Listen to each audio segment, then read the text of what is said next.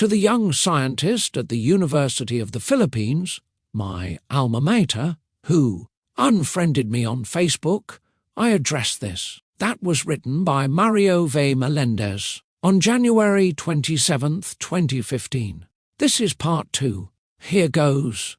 In 1989, young idealistic men and women, much like you today, climbed a wall in Berlin and challenged communism so they could realize their full potential as human beings, and they prevailed. But on the same year, they also marched to a square in Tiananmen for exactly the same purpose, and they were massacred. Because of it in the former, and in spite of it in the latter, capitalism took hold and flourished, and in the process lifted millions of their countrymen out of poverty.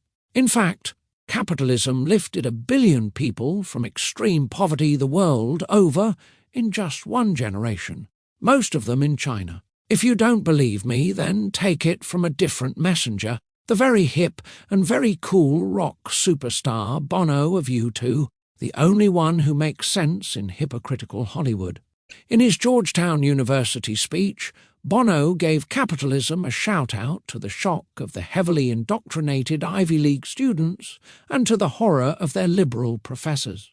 Grudgingly, he admitted that the real remedy to the poverty and hunger-stalking sub-Saharan Africa isn't humanitarian aid, but capitalism.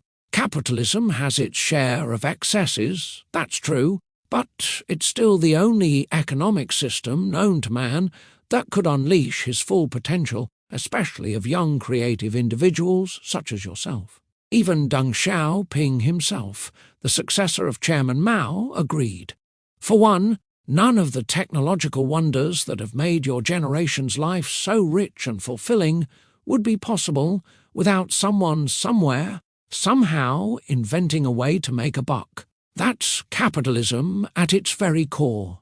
It's the only environment where your personal heroes like Steve Jobs, Mark Zuckerberg, Bill Gates, Sergey Brin, Larry Page, and their tribe of misfits, rebels, and visionaries could possibly thrive in, and in the process change the world for the better. And what good, pray tell, ever came out of North Korea, Cuba, Maoist China, and the late unlamented USSR and its satellite states like East Germany and the rest?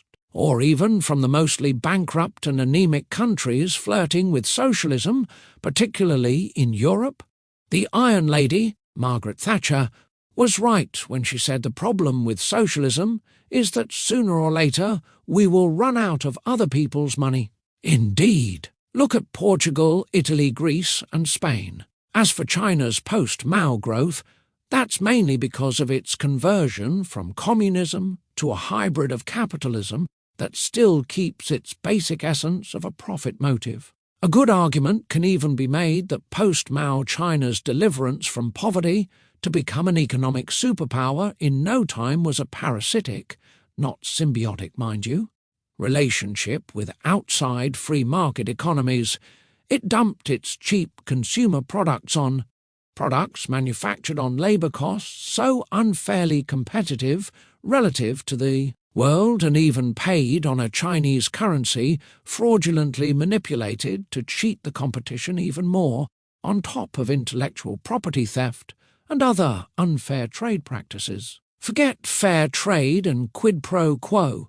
And those markets for Chinese products certainly don't include North Korea nor Cuba with their non-existent buying power, but the rest of the free world where capitalism created that broad middle class with a buying power unrivaled in history. So, despite the romanticism of slow learners in the extreme left, history has shown communism isn't where you want to go back to, and careful what you wish for, you just might get it. As Ronald Reagan said, freedom is never more than a generation away from extinction.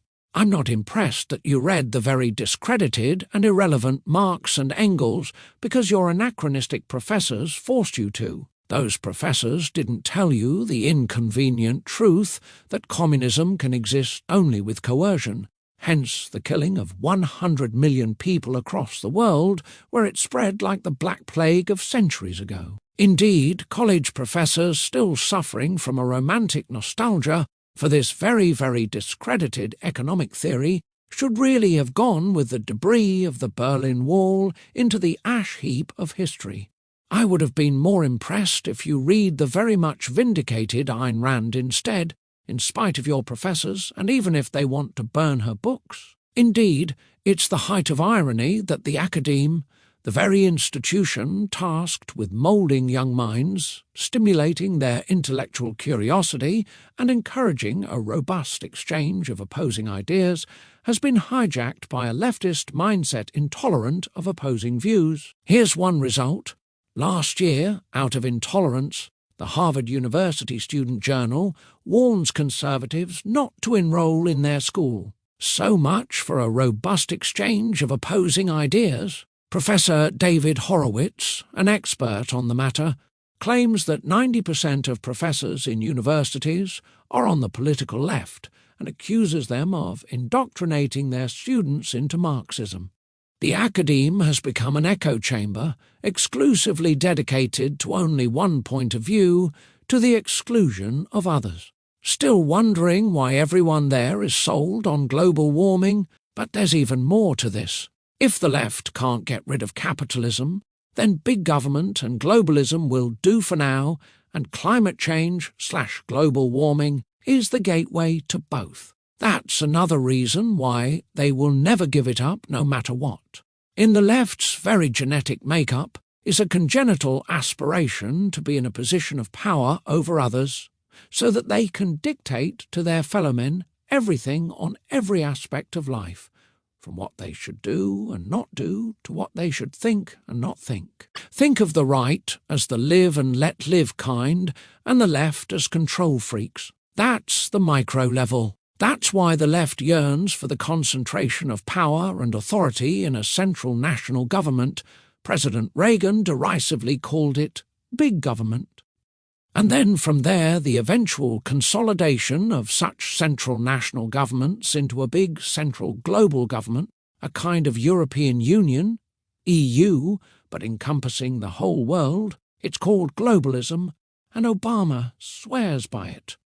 Have you noticed how much they also look up to the United Nations? That's the macro level. If you haven't noticed it yet, the left is also congenitally allergic to the notion of nation-states, national sovereignty, nationalism, patriotism, borders, etc. Seriously, I blame it all on promiscuous inbreeding on the left that occurs unabated primarily in university campuses across America, no thanks to the echo chamber and groupthink there, lorded over by leftist ideologues disguised as professors. These so-called professors, quote-unquote, will never profess to their students the truth that the best steward of the environment in the world is by far America, with its winning combination of democracy that institutionalizes accountability and transparency to the governed, and capitalism that unleashes the best technological cutting edge. Innovations that protect the environment.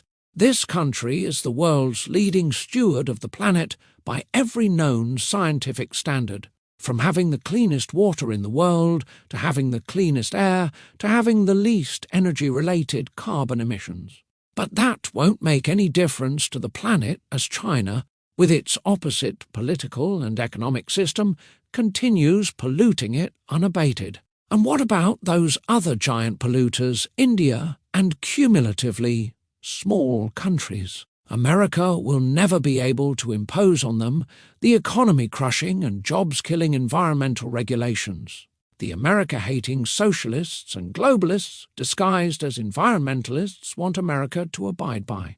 So please try to grow a brain filter and realize that not everything that comes out of Ivy League like Harvard, Yale, Princeton, Stanford and UC Berkeley is smart and worth repeating. That goes for the Nobel Peace Prize Committee that dubiously honored not only Gore, but also Obama and even Arafat, albeit for unrelated, but equally dubious credentials.